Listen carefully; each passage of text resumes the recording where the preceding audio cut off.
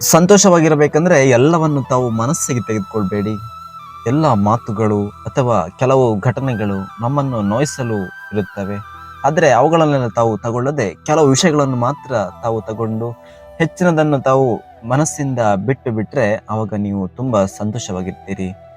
ಹಾಗೆಯೇ ಜನರನ್ನು ಅವರಂತೆ ಬಿಟ್ಟು ಬಿಡಬೇಕು. ನಿಮ್ಮ ಶಾಂತಿಯನ್ನು ತಾವು ಕಾಪಾಡಿಕೊಳ್ಬೇಕಾದ್ರೆ ಪ್ರತಿಯೊಬ್ಬರ ಸ್ವಭಾವ ಬೇರೆ ಇರ್ತದೆ. ಅವರನ್ನು ಬದಲಾಯಿಸಲು ಯತ್ನಿಸುವುದಕ್ಕಿಂತ ನಮ್ಮ ಮನಃಶಾಂತಿಯನ್ನು ಉಳಿಸಿಕೊಳ್ಳುವುದೇ ತುಂಬಾ ಮುಖ್ಯವಾಗಿರುತ್ತೆ. ನಿಮ್ಮ ಮನಸ್ಸು, ಆರೋಗ್ಯ ಮತ್ತು ಕನಸುಗಳ ಮೇಲೆ ಗಮನ ಕೊಡಿ.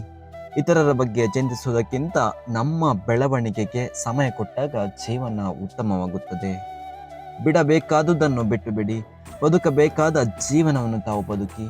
ಹಳೆಯ ನೋವಿರಬಹುದು, ಕೋಪ ಇರಬಹುದು ಮತ್ತು ಬೇಸರವನ್ನು ಹಿಡಿದುಕೊಂಡರೆ ಸಂತೋಷ ತಾವು ಕಳೆದುಕೊಂಡಂತೆ.